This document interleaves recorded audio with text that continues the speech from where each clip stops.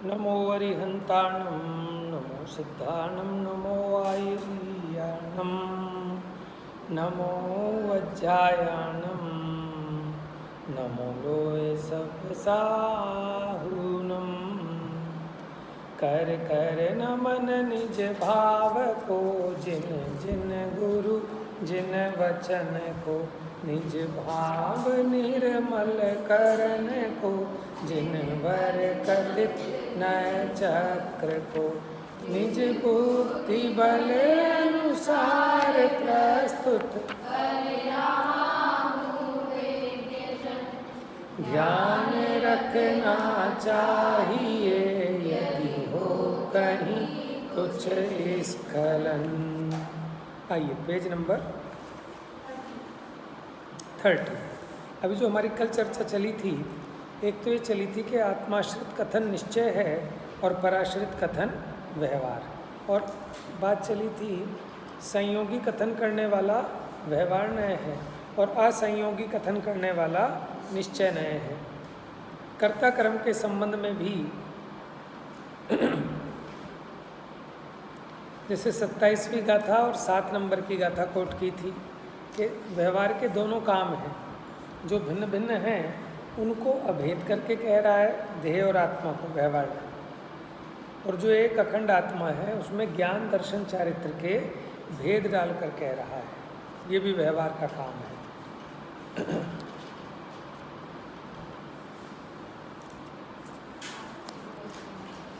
हाँ बोलिए। हाँ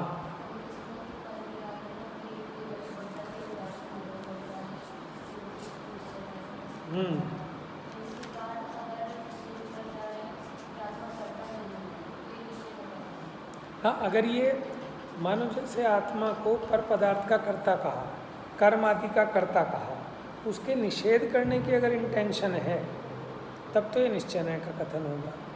ठीक है। और हमने आपको एक बात और बताई थी कि जैसे कोई बीच के कमरे में बैठा है तो वो भीतर है कि बाहर है। अब इसमें आप किस रेफरेंस में उसको देख रहे हैं, तो ऐसे कोई भी कथन वो किस न्याय का है ये डिपेंड करेगा आप किस अपेक्षा से देख रहे हैं, किस पर्सपेक्टिव में उसको देख रहे हैं। देखो सिंपल सी बात है, जैसे कोई व्यक्ति मोटा है कि पतला है। अब मेरे लिए पूछो कि मैं मोटा हूँ कि पतला हूँ, तो बिना अपेक्षा के नहीं कहा जा सकता। मेरे बराबर में कोई मोटा व्यक्ति बिठाओ मेरे से तो मैं पतला दिखूँगा, और मेरे इधर मेरे से पतला बिठाओ तो मैं मोटा दिखूँगा। बात समझ में आ रही है? तो मैं मोटा हूँ कि पतला हूँ ये किसी अपेक्षा से ही कहा जा सकता है। उसी प्रकार अगर कोई भी कथन है वो किस अपेक्षा से आप उसको देख रहे हो, वहाँ आपको भेद करने का अभिप्राय दिख रहा है या उस वस्तु के प्रतिपादन का अभिप्राय दिख रहा है, तो वो व्यवहार का विषय होगा। और उससे नीचे वाले जो कथन था अगर उसका निषेध कर रहा है, आपको पता है ना प्रतिपाद्य प्रतिपादक निश्चय व्यवहार में संबंध है, निषेध्य निषेधक व्यवहार और निश्चय में। ठीक है, तो उस तरह से आप देख सकते हैं। जैसे अब एक कथन आया था कि मैं ही मेरा कर्ता धर्ता, इसमें हमने दोनों नय लगा के बताए कि आत्मा पर द्रव्य का कर्ता नहीं है, इसलिए मैं ही मेरा कर्ता धर्ता ये निश्चय नय का कथन होगा। ठीक है। और आत्मा अखंड है, उसमें कर्ता कर्म आदि के कोई भेद नहीं है, तो अभेद वस्तु में कर्ता कर्म के भेद खड़े किए, इस अपेक्षा ये कथन व्यवहार न का।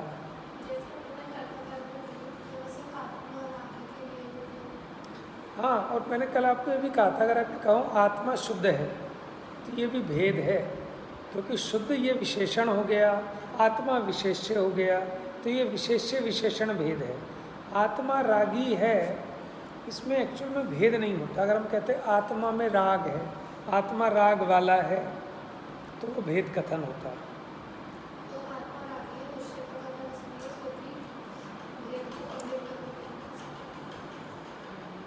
हाँ, ये तो बात ठीक है, भेद को अभेद नहीं कर रहा, अभेद है, अभेद बता रहा है। आत्मा जिस परिणाम से परिणमित हुआ उस समय वो वही है, तो इसलिए राग भाव रूप से आत्मा परिणमित हुआ। इसलिए अगर आप ऐसा कहेंगे आत्मा का राग, वो तो होगा भेद कथन। और आप कहेंगे रागी, ये हो गया अभेद कथन। आत्मा ज्ञान वाला, ये भेद कथन। और ज्ञानी अभेद कथन। ठीक है, लेकिन अभेद कथन में भी आप कहीं विशेषण विशेष्य भेद तो खड़ा हो ही जाता है ना। अच्छा, फिर मतलब आप ये समझो, आपको ये चीज़ें बहुत कठिनाई उपस्थित करती हैं कि जिनागम में बात वही, शब्द वही, वहाँ कह रहे हैं निश्चय से और कहीं कह रहे हैं व्यवहार से। तो आप अपने उस इंटेंशन को क्लियर करें, तभी आप जिनवाणी के मर्म को समझ पाएंगे। जैसे सुनो,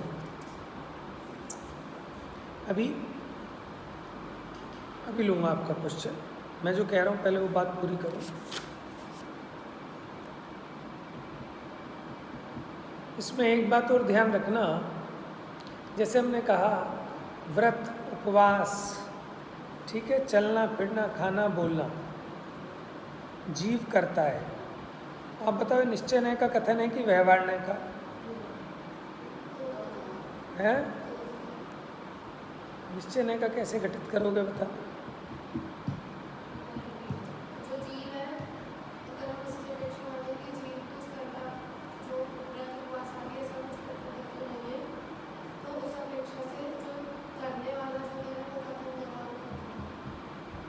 नहीं, मैंने तो ये पूछा, माने जीव खाता है, पीता है, चलता है, बोलता है, खाने का त्याग करता है, सामग्री चढ़ाता है, भगवान की प्रक्षाल करता है, ये करता है, वो करता है, ये व्यवहार नय का कथन है कि निश्चय नय का?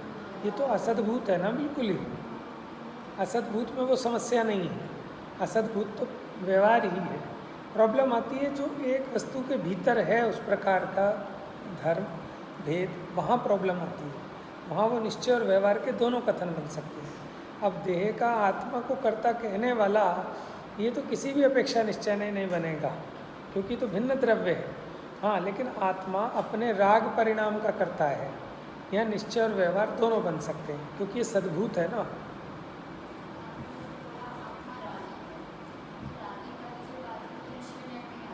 हाँ, राइट। आत्मा बताता हूँ, आत्मा राग वाला है, ठीक है, ये भेद कथन होने से व्यवहार है। लेकिन व्यवहार का खाली इतना ही काम नहीं है कि भेद कथन है, उसको वो कह रहे हैं कि संयोगी कथन करता है, ठीक है। जो क्षणिक स्वभाव है यानी विभाव है, उसका कथन करे, वो भी व्यवहार। अगर आप इसके सामने खड़ा करो एक पक्ष कि आत्मा रागी है कि ज्ञानी है, बताओ। अब आप उस रेफरेंस में देखोगे तो ये व्यवहार का कथन कहा जाएगा, क्योंकि राग आत्मा का स्वभाव नहीं है। राग के साथ जीव का क्षणिक तादात्म्य संबंध है, ये औपाधिक भाव है।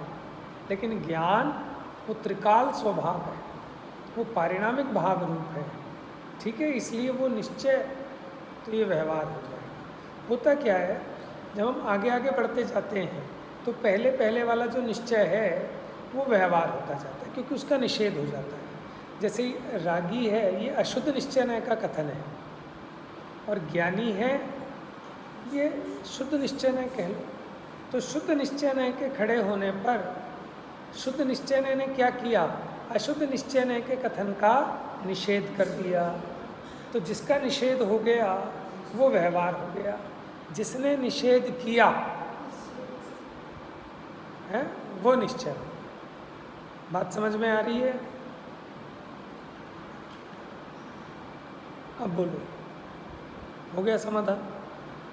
तो आपके प्रश्न में समझ जाता हूँ, आप थोड़ा धैर्य रखा करो, उसका समाधान होगा। नहीं हो फिर आप क्वेश्चन रेज करो। चलिए, पेज नंबर 30।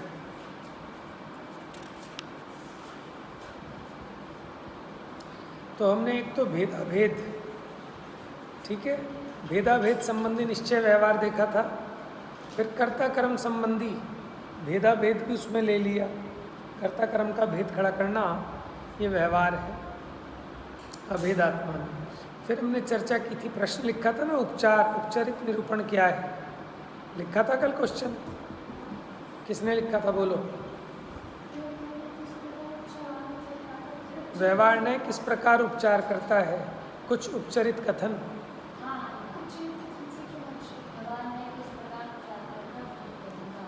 आंसर मिल गया आपको। दो द्रव्यों की एकता संबंधी जितने भी कथन हैं, ठीक है, वो उपचार कथन हैं और वो प्रयोजनवश किए गए हैं। जैसे हमने कहा शरीर और आत्मा को एक कहने वाला जो व्यवहार है उसका प्रयोजन भी है अहिंसा। समझ में आया? ये स्त्री मेरी है, ये मकान मेरा है, ऐसा कहने वाला जो व्यवहार है उसका प्रयोजन है जगत में व्यवस्था, सदाचार, अनुशासन, ठीक है, उसकी स्थापना करना। आइए पेज नंबर 30। इसी परिभाषाओं में माने वस्तु का वस्तु के स्वभाव से, उसके स्वरूप से निरूपण करें निश्चय है, और वस्तु का किसी दूसरी वस्तु से, जैसे मैंने कहा नीले शर्ट वाले, ये उपचार निरूपण हो गया, उसका उसी से निरूपण करो, ठीक है। जो वस्तु जैसी आत्मा का कथन आत्मा के गुण धर्मों से पर्यायों से करना वो स्वाश्रित कथन है, और आत्मा की पहचान पंचेंद्रिय से, मनुष्य पर्याय से, सेठ जी पैसे से, मकान से कराना वो व्यवहार का कथन है। समझ में आ रहा है?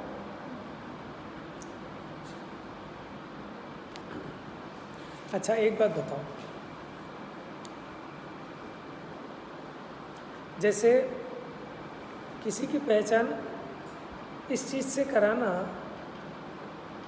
कि इन्हें इतने मेडल मिले हैं, ठीक है, देश विदेश में ख्याति प्राप्त, ये उसका स्वाश्रित निरूपण है कि पराश्रित निरूपण है? माने देश विदेश की ख्याति से कह रहे हैं ना, लेकिन आप इसमें थोड़ा सा गहराई से विचार करें, ख्याति तो पराश्रित है, लेकिन वो क्वालिटी तो उनकी खुद की है ना, कि वो इतने इंटेलिजेंट हैं, इतने महान हैं। तो देखना कथन में कहाँ कैसा कथन है। जैसे हम वो कहते हैं ना, जैसे डॉक्टर साहब को तत्ववेत्ता, डॉक्टर हुकुमचंद भारिल्ल, तो तत्ववेत्ता ये कहना ये पराश्रित कथन है कि स्वाश्रित कथन है? अरे तत्ववेत्ता का गुण तो उनका ही है ना, बात समझ में आ रही है? तत्ववेत्ता माने तत्व के ज्ञानी, तत्व के ज्ञाता, ये तो उनकी तरफ से किया गया कथन है। और अगर हम कहें टोडरमल के अधिष्ठाता, संस्थापक टोडरमल विश्वविद्यालय के, ये पराश्रित कथन हो गया। हम ये कहें कि फलाचंद जी के गुरुजी, ये भी उनकी तरफ से उनका निरूपण किया शिष्य की तरफ से। जैसे हम कहें अभय कुमार जी के गुरुजी हैं, ये उनका पराश्रित कथन हो गया। समझ रहे हैं आप? अटकना नहीं है। नए जिसको नए चक्र आ गया समझ में, उसे कहीं कोई फंसा नहीं सकता, वो उलझ ही नहीं सकता। उसके हाथ में ऐसी मास्टर की है, वो समाधान कर लेगा कि अच्छा इस अपेक्षा ही ऐसा कथन होगा, ठीक है। इस प्रकार अब रही निश्चय को भूतार्थ, सत्यार्थ और व्यवहार को अभूतार्थ, असत्यार्थ कहने वाली बात, ठीक है। अब इसमें हम क्वेश्चन एक बना लो कि निश्चय ने भूतार्थ और व्यवहार ने अभूतार्थ कैसे?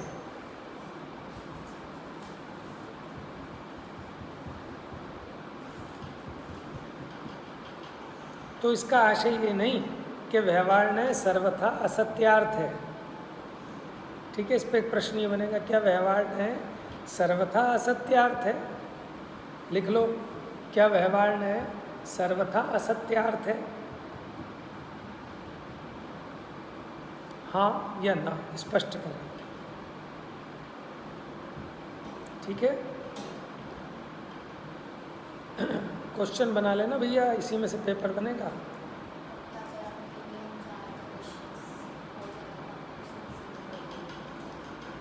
मैं बना लेता हूँ फिर आपको दे दूँगा। आपने कुछ नोट्स तो बनाए हैं ना उसके, थोड़े बहुत तो?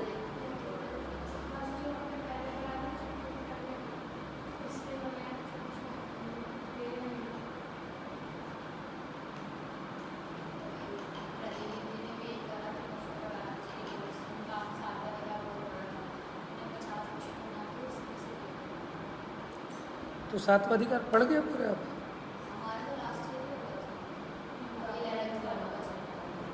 अच्छा, दीदी 11th को पढ़ा रही है, तो पढ़ा रहे हैं पूरा सातवां अधिकार?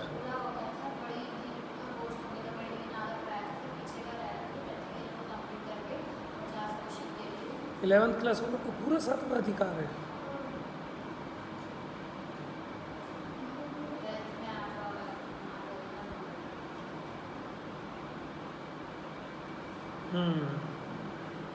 चलो फिर मिलजुल के करना पड़ेगा हमको काम। कुछ एक आपने जो बनाए हैं कुछ थोड़े बहुत, उस पर मैं भी बनवा दूंगा। एक दिन ले लेंगे 1-2 क्लासेस, उस पर बना लेंगे फटाफट क्वेश्चंस। ठीक है, डिस्कस भी हो जाएंगे, साथ के साथ रिवीजन भी हो जाएगी। ठीक है, चलो मैं भी कुछ तैयार करता हूँ उसमें। देखिए बेटा, अब चर्चा चलेगी भूतार्थ की। 10 मिनट है हमारे पास, कंसंट्रेट करेंगे तो सब समझ में आ जाएगा। वैसे आपका ये विषय हो चुका है, 11वीं गाथा में भी हुआ, 27, 28, 29, 30 में बहुत आ गई आपकी ये सारी कंसेप्ट वाली बातें, नए और व्यवहार। देखो, ये मतलब नहीं है कि व्यवहार ने सर्वथा असत्यार्थ है, उसका विषय है ही नहीं। माने अगर आप ये मानोगे कि व्यवहार ने सर्वथा असत्यार्थ है, तो आपको ये मानना पड़ेगा कि संयोग है ही नहीं, भेद है ही नहीं, जबकि वो तो है, वस्तु का स्वरूप है। अभी संसार दशा में जीव इंद्रियों के संयोग के साथ भी है, तो जीव को शरीर वाला कहना सर्वथा झूठ तो नहीं है। उसके विषयभूत भेद और संयोग का भी अस्तित्व है। समझ में, हमने जो आत्मा में भेद किए ना, ज्ञान दर्शन, तो वो भेद कथनचित हैं, ऐसा नहीं है कि है ही नहीं। अगर होते ही नहीं तो कहते कैसे, तब तो वो झूठ होता। लेकिन आत्मा में ज्ञान है ना, दर्शन है ना, चारित्र है ना, तो भेद और संयोग कथन कि आत्मा, ये जीव मनुष्य है, ये नारकी है, ये पंचेंद्रिय, एक इंद्रिय, 2 इंद्रिय है, इस संयोग की भी तो सत्ता है ना, अस्तित्व है, इसका विषय है ना। पर भेद और संयोग के आश्रय से आत्मा का अनुभव नहीं होता, इस अपेक्षा उसे अभूतार्थ का। बहुत अच्छा उत्तर है कि अपना प्रयोजन क्या है कि सुख हो दुख ना हो। सुख होता है आत्मानुभव से, तो भेद और संयोग के आधार से आत्मा अनुभव नहीं होता, इसलिए उसको अभूतार्थ कहा। अभूतार्थ का अर्थ अप्रयोजन भूत भी है। ठीक है, अभूतार्थ का अर्थ डैश भी है, क्या? अप्रयोजन। बताया था मैंने कैसे।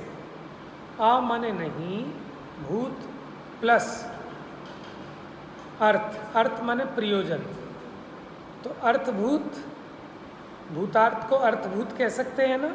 अर्थ माने प्रयोजन, प्रयोजन भूत, और अभूतार्थ अप्रयोजन भूत, इसलिए उसको अभूतार्थ कहा कि भेद और संयोग के आश्रय से आत्मानुभव नहीं होता। निश्चय नय का विषय अभेद अखंड आत्मा है, उसके आश्रय से सम्यक दर्शन की उत्पत्ति होती है। कौन सी गाथा कहती है? 11वीं गाथा। भूदत्त मस्सिदो खलु सम्मादिठी हवदि जीवो।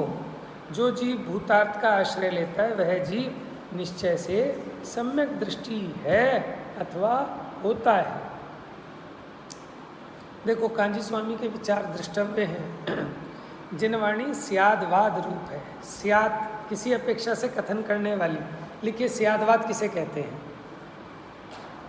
स्याद जमा वाद, अर्थात कथनचित वाद। ठीक है, किसी अपेक्षा कथन करना, उसका नाम स्यादवाद है। लिख लिया प्रश्न? अतः जहाँ जो अपेक्षा हो वहाँ वही समझना। प्रयोजनवश शुद्ध नय को मुख्य करके सत्यार्थ का, अंडरलाइन कर लो इस बात को, 11वीं गाथा की टीका में है ये बात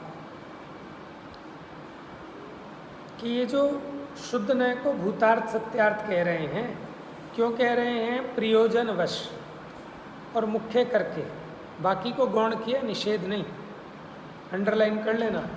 प्रयोजनवश शुद्ध नय को मुख्य करके सत्यार्थ कहा और व्यवहार को गौण करके असत्य कहा। त्रिकाली अभेद शुद्ध द्रव्य की दृष्टि करने से जीव को सम्यक दर्शन होता है। इस प्रयोजन की सिद्धि के लिए त्रिकाली द्रव्य को अभेद कहकर भूतार्थ कहा है। देखो, आप ये बताओ, एक दुकान है जिस पे सब्जियां बिक रही हैं, एक दुकान पर दालें बिक रही हैं, एक पे ज्वेलरी बिक रही है। आपके लिए कौन सी भूतार्थ है, कौन सी अभूतार्थ है? बताओ। यस, समझ गए आप। अरे सब हैं भूतार्थ तो अपनी अपनी अपेक्षा, लेकिन आज मुझे अनाज चाहिए। सब्जी तो मेरे घर में है, ज्वेलरी भी है, मुझे ज़रूरत अनाज की है। तो मेरे लिए भूतार्थ सत्यार्थ कौन होगा? मुझे बाकी कोई दुकान दिखाई नहीं देगी, मेरे को अनाज की दुकान दिखाई देगी, बस वहीं जाऊंगा। तो इसका मतलब बाकी दुकानें है ही नहीं क्या? बेकार हैं क्या? अन्य काल में प्रयोजनवान होंगे, लेकिन अभी मेरे लिए बेकार है। बात समझ रहे हैं? तो जिसको आत्मानुभूति का प्रयोजन है उसको भूतार्थ मुख्य है। ऐसा नहीं है कि सदा भूतार्थ ही मुख्य रहेगा, कभी व्यवहार भी मुख्य होता है। जब भेद करके समझाना हो, तीर्थ का प्रवर्तन करना हो, तो व्यवहार को भी मुख्य किया जाता है। तो जैसे आचार्य ने तो अपनी टीका में लिखा, अर्थ भी उसका ऐसा किया कि दोनों ही भूतार्थ हैं और दोनों ही अभूतार्थ हैं। जिसको गौण करोगे वो अभूतार्थ हो जाएगा, जिसको मुख्य करोगे वो भूतार्थ हो जाएगा। मैंने कितना उपकार किया आचार्य, इतनी अच्छी बात बता दी, गजब की बात है वो। दोनों ने भूतार्थ हो सकते हैं, दोनों ही अभूतार्थ हो सकते हैं। लेकिन अमृतचंद्र आचार्य आत्मानुभव की अपेक्षा, क्योंकि अभेद के आश्रय से आत्मानुभूति होती है, भेद के आश्रय से नहीं। घर जाना बेटा।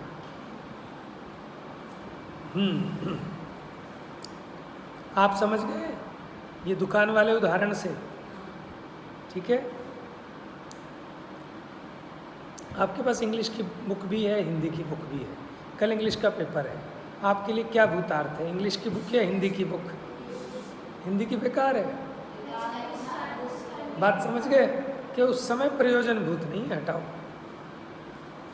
इतना सेंस है भूतार्थ है भूतार्थ। कोई सर्वथा ही अभूतार्थ मान ले, असत्यार्थ मान ले, तो हिंदी का पेपर होगा तब हिंदी की काम आएगी। तो पर्याय का लक्ष्य छुड़ाने के लिए उसे गौण करके असत्यार्थ कहा। अभेद त्रिकाली ध्रुव है। जब हम अभेद त्रिकाली ध्रुव की दृष्टि करते हैं तो वहाँ भेद दिखाई नहीं देता और भेदों के आश्रय से निर्विकल्पता नहीं होती। इसलिए प्रयोजनवश भेद को गौण करके असत्यार्थ कहा है। इम्पोर्टेंट बात है, प्रयोजनवश भेद को गौण करके असत्यार्थ कहा है। भेद सर्वथा असत्यार्थ नहीं है। तो यहाँ सम्यक दर्शन को प्राप्त करने का प्रयोजन सिद्ध करना है। आगे देखिए नेक्स्ट पैराग्राफ। त्रिकाली अभेद दृष्टि में भेद दिखाई नहीं देते। जब आप अभेद की दृष्टि से देखेंगे तो वहाँ भेद दिखाई नहीं देंगे। इसी का नाम तो नए है कि दूसरा पक्ष गौण हो जाए।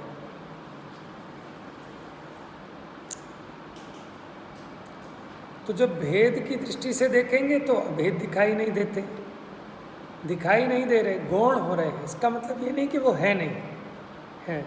जब मान लो आप आपस में सहेलियाँ एक साथ रहती हैं कि जब आपको उससे झगड़ा होता है तो उसके सारे के सारे गुण गौण हो जाते हैं। कि तू भूल गई जब तेरे पास खाना फिनिश हो गया था, मैंने तेरे को खाना खिलाया था, मैंने तेरे को चीज़ें दी थी, मैंने अपनी नोटबुक शेयर की थी, वो सारी चीज़ें गौण हो जाती हैं। समझ में आया? हैं, लेकिन अभी गौण है, अभी तो झगड़े की बात है। बोलो भाई, हाथ बड़े उठते हैं तुम्हारे बारे में।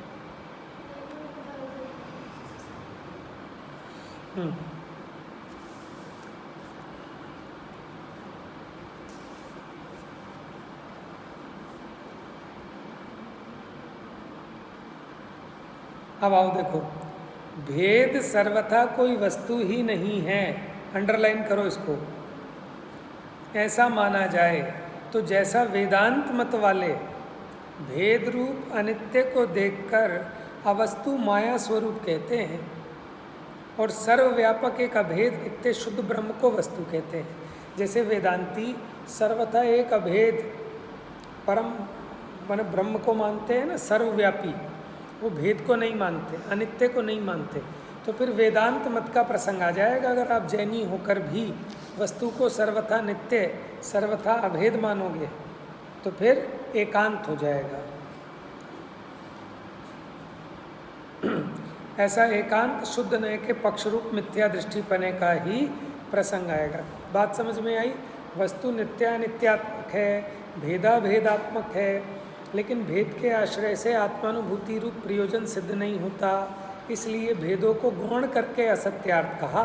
सर्वथा असत्यार्थ मानेंगे तो जैसे वेदांती वस्तु को सर्वथा अभेद एक सर्वव्यापी मानते हैं, भेदों को माया स्वरूप मानते हैं, वैसा मानना पड़ेगा और सर्वथा एकांत का प्रसंग आएगा, मिथ्या दृष्टिपना प्राप्त होगा। मिट्टी के घड़े को घी का घड़ा कहना व्यवहार है, झूठ नहीं है। ये देखो ये लाइन, क्योंकि घड़ा, अच्छा, मिट्टी के घड़े को घी का घड़ा कहना व्यवहार है, इसलिए व्यवहार झूठा है, क्योंकि घड़ा घीमय नहीं है किंतु मिट्टीमय है। माने इस अपेक्षा आप भले झूठा कहो। उसी प्रकार द्रव्य को निश्चय और पर्याय को व्यवहार, और ये व्यवहार घी के घड़े की भांति झूठा है ऐसा नहीं है, क्योंकि जिस प्रकार घड़ा घीमय नहीं है उसी प्रकार पर्याय हो ही नहीं, ये बात नहीं। अब देखो दो बातें, पहले तो मेरे को क्लियर करना है कि ये जो कह रहे हैं कि झूठा है, एक्चुअल में वो भी झूठा नहीं है, उपचार है। क्या है? क्योंकि उसका भी प्रयोजन है। झूठा तो तब होता कि उस घड़े में दूध रखा होता और आप उसे घी का घड़ा कहो, तब होगा झूठा। लेकिन उस घड़े में घी रखा है और हम इसी अपेक्षा उसको घी का घड़ा कह रहे हैं, तो वो झूठ नहीं है। ऐसी जीव को नारकी कहना, नारकी जीव को नारकी कहना झूठ नहीं है। मनुष्य जीव को मनुष्य कहना ये झूठ नहीं है। झूठ तब हो कि है तो मनुष्य, आप कुत्ता कहो उसको तो झूठ होगा। नारकी है, उसको देव कहो तो झूठ होगा। समझ रहे हैं आप? ये उपचार है। लेकिन फिर भी देखो उपचार में अंतर है। घी का घड़ा कहना ये तो उपचार है। जैसे आत्मा को देह के संयोग में देखकर, ठीक है, पंचेंद्रिय कहना ये तो व्यवहार है, उपचार है। ठीक है, अब आओ अंदर। अब आत्मा में द्रव्य पर्याय ऐसा है ना स्वरूप आत्मा का, तो द्रव्य को निश्चय और पर्याय को व्यवहार का विषय कहना, ठीक है, चलो यहाँ तक भी ठीक है। लेकिन व्यवहार तो झूठा होता है, इसलिए आत्मा में पर्याय है ही नहीं। आत्मा में एक नित्य धर्म है, एक अनित्य धर्म है। नित्य धर्म द्रव्यार्थिक न्याय की दृष्टि का विषय है, अनित्य धर्म पर्यायार्थिक न्याय की दृष्टि का। तो ये वाला जो व्यवहार है ये वैसा व्यवहार नहीं है जैसे घी के घड़े वाला व्यवहार है, क्योंकि व्यवहार कई प्रकार के होते हैं। पहले वाला उपचरित व्यवहार था और ये जो दूसरे वाला बताया है ये उपचरित व्यवहार नहीं है, ये तो सद्भूत है। उस वस्तु में वैसे भेद हैं। बात समझ में आ रही है कुछ? हम क्या कहते हैं कि हम व्यवहार को झूठा कह देते हैं, सारे व्यवहार को, क्योंकि कहते हैं व्यवहार तो झूठा होता है। जैसे घी का घड़ा कहता है कि भैया वो असद्भूत व्यवहार है। असद्भूत व्यवहार को आप कथनचित भले ही झूठा कह दो, लेकिन जो सद्भूत व्यवहार है उसको झूठा नहीं कह सकते। हम तो ये कह रहे हैं कि जो असद्भूत व्यवहार है वो भी झूठा नहीं है, वो उपचार करता है। आपको बताया था ना मैंने, जो उपचार और भेद करे उसे व्यवहार कहते हैं। तो उपचार तो करता है असद्भूत व्यवहार ने, कि एक द्रव्य को दूसरे द्रव्य में मिलाकर कहता है, लेकिन जो सद्भूत व्यवहार है वो उपचार नहीं करता, वो भेद करता है। बात समझ में आ रही है? आप इस पैराग्राफ को दोबारा देखना। तो द्रव्य को निश्चय और पर्याय को व्यवहार, और ये व्यवहार घी के घड़े की भांति झूठा है ऐसा नहीं है। माने हर एक व्यवहार का अलग अलग वजन है। एक व्यवहार तो ये कि मकान मेरा है, और एक व्यवहार ये कि शरीर मेरा है, और एक व्यवहार ये कि मोह राग द्वेष परिणाम मेरे हैं, और एक व्यवहार ये ज्ञान मेरा है। तो सारे व्यवहार एक जैसे हैं कि अलग अलग हैं? चारों प्रकार के व्यवहार ले लिए इसमें। उपचरित असद्भूत मकान मेरा है, देह मेरी है अनुपचरित असद्भूत, रागादि मेरे हैं उपचरित सद्भूत, ज्ञान आदि मेरे हैं अनुपचरित सद्भूत, समझ में है? तो हर एक व्यवहार का अपना अलग अलग वजन है। द्रव्य, अच्छा, क्योंकि जिस प्रकार घड़ा घीमय नहीं है उसी प्रकार पर्याय हो ही नहीं, ये बात नहीं है। पर्याय अस्थि रूप है, पर्याय को व्यवहार कहा लेकिन वो हो नहीं, ये बात नहीं है। राग पर्याय असद्भूत व्यवहारण्य का विषय है, इन पर्यायों को अभूतार्थ कहा है, इस कारण वे पर्याय है ही नहीं। घी के घड़े के समान झूठी है, ऐसा नहीं है। छायिक आदि भावों को परद्रव्य पर भाव कहा, इससे वे पर्याय है ही नहीं, झूठी है, ऐसा नहीं है। घड़ा कुम्हार ने बनाया, ऐसा कहना जैसे झूठा है। देखो मैं फिर कह रहा हूँ, झूठा तो ये भी नहीं है, ये उपचार है। उसी प्रकार अशुद्ध पर्यायों को व्यवहार कहा, वे पर्याय भी झूठी हैं, ऐसा नहीं। क्या आत्मा रागादि रूप होता है, ये झूठा नहीं है। जीवत्व, भव्यत्व, अभव्यत्व आदि पर्यायनय के विषय हैं, अतः वे व्यवहारण्य से भूतार्थ हैं। माने जो व्यवहारण्य का प्रकरण है वो व्यवहारण्य की अपेक्षा सत्यार्थ है, निश्चयनय की अपेक्षा उसको अभूतार्थ कहा। उसी प्रकार हम उल्टा भी ले सकते हैं, वाइस वर्सा। व्यवहारण्य की दृष्टि से देखेंगे तो निश्चयनय का विषय नहीं दिखाई देगा, वो गौण हो जाएगा, तो वो अभूतार्थ हो जाएगा। लेकिन प्रयोजन की बात है, इसलिए निश्चयनय के विषय को भूतार्थ कहा, क्योंकि उसके आश्रय से सम्यक दृष्टि हुआ जाता है। जा वाणी के ज्ञान से सूझे लोकालो, सो वाणी